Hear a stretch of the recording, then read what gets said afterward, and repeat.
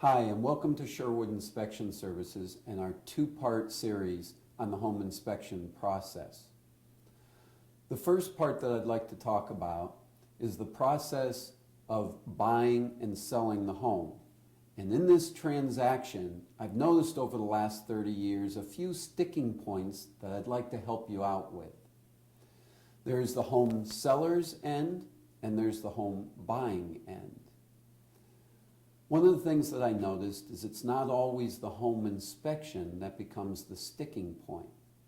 It's the people within the inspection process that sometimes can be the sticking point.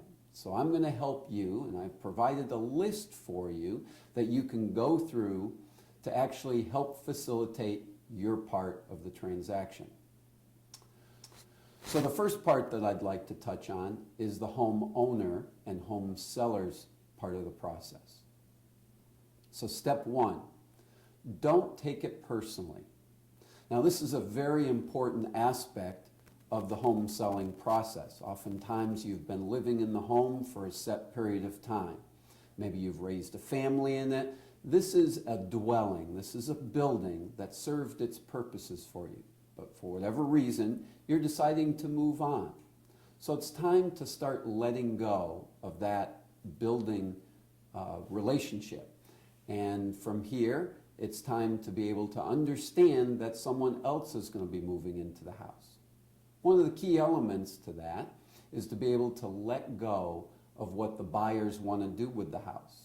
Many times during the home inspection process, we'll see the buyers say, we want to take this wall down, or we want to do something different with the house. The sellers, knowing that this was personal to them, sometimes are affected by this. I'm going to encourage you to let go of that. What they do with it after you let go of it is much easier for you to ignore. So don't take things personally.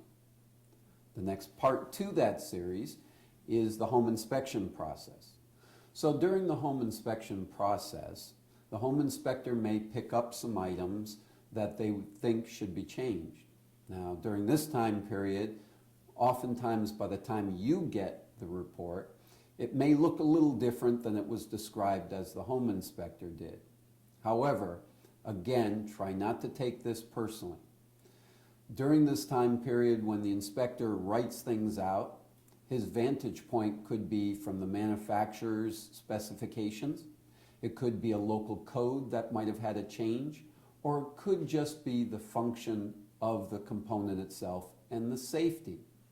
So here what we want to do is look at all the items that are put down as if it's a checklist. And we're going to look at it from the 30,000 foot view. What does that mean? 30,000 foot elevation view is like being in an airplane. When you look down on the planet from 30,000 feet, it certainly looks different than it does when you're down there in rush hour. So what we want to do is get you to view it from that perspective and just identify it and check things off as you go through. All right, so the next step I'd like you to do is to get yourself a folder. Now this folder, you're going to put in it any receipts, any old pictures you might have before you made some renovations or changes to the house. With that, if there were any reports done, for an example, on your heating system, you're going to have an annual maintenance done, what they call a tune-up on your heating system. You get a receipt for that, put the receipt in the folder. When you go through this folder, you want everything in chronological order. Put your notes in, why you made certain changes, and what benefit did it have for you and for the house. Now, as you start to fill this folder and take some time in doing it, what will happen is it's going to instill some confidence in the buyers that you were diligent and that you knew exactly what you wanted to get done with the house, and here's the proof that you got it done and that it was successful. This leads me to the next point, the disclosure. You're going to be asked by the realtor to fill out a disclosure form. Very important for you to go ahead and fill that form out completely. And then put the disclosure form in that folder. The realtor will also put a copy out, usually on the counter, for the prospective buyers. What's important for you to do is, in filling out the disclosure, fill it out completely, past and present. Now, this is where it gets complicated during the home inspection process. Somebody fills out a disclosure form, usually the owner, sometimes with the assistance of the realtor, most of the time not, they do it on their own. So therefore, when they're doing it on their own, they're not quite sure how to fill it out and how far back to go. When you leave history out, the home inspector picks up signs that things have changed.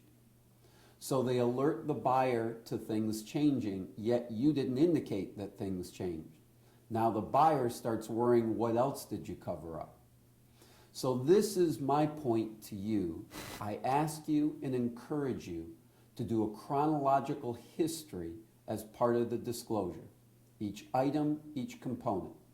Now, if this is a house where you've bought it, you're flipping it and turning it over, it could be quite a list. You don't need to use just the disclosure form. Make sure that you attach as many pages as you need to paint a picture of exactly what went on through the adventures of this home.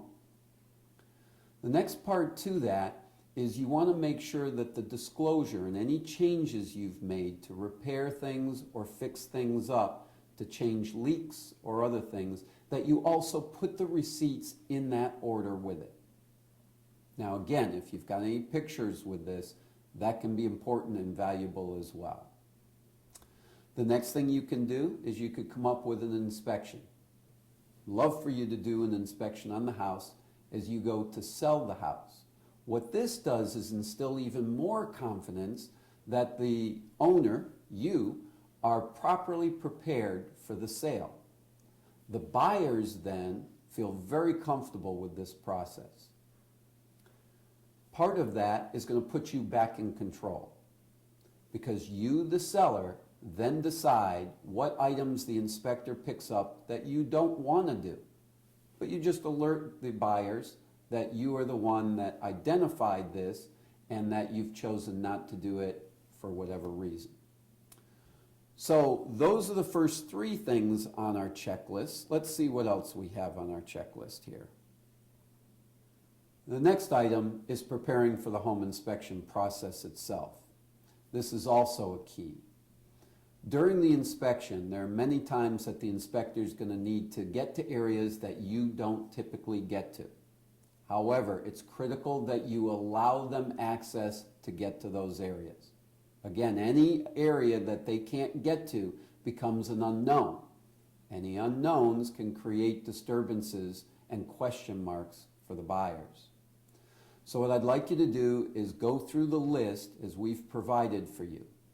Make sure that there's access to all mechanical equipment, electrical, HVAC, heating systems, clear access, no stored items around them so we can take covers off and move about around them as we need to.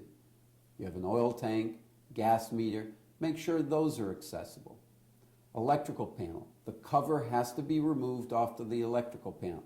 So make sure that we have full access to all of the screws all the way around the electrical panel cover. Also, you want to make sure that we have access to the attic. Now, many times this access is in a closet. Make sure you remove all the stored items out of the closet and have full access to these areas so that we can easily gain access up into the attic and back down, particularly if there's an HVAC equipment, because we will need to inspect that and be able to see it. We're going to be taking pictures as we go through the home inspection. If you have any areas where you don't want photographs taken or any personal belongings that you don't want in a photograph, please put them away so that the inspector can feel free to get the rooms and get angles of the equipment that they need to.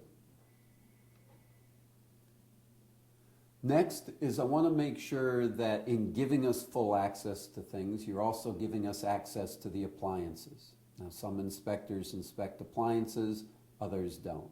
Please don't leave stored items in your ovens so that it doesn't get turned on and your bread cooks. We want to make sure that your other appliances, such as dishwashers, are empty so that we don't spray water on your clean dishes. We're going to go through the house in its entirety, the best that we have access to. If there is something that is winterized, broken, shut off for a particular reason, please tag it and leave a note for the home inspector so that the home inspector knows not to touch that for whatever reason. One of the things you want to think about is computers today. If you have a computer on a circuit that you don't want shut off, leave that in a note for the home inspector. We want to make sure as home inspectors that we don't disturb your property, that we leave it the best that we can.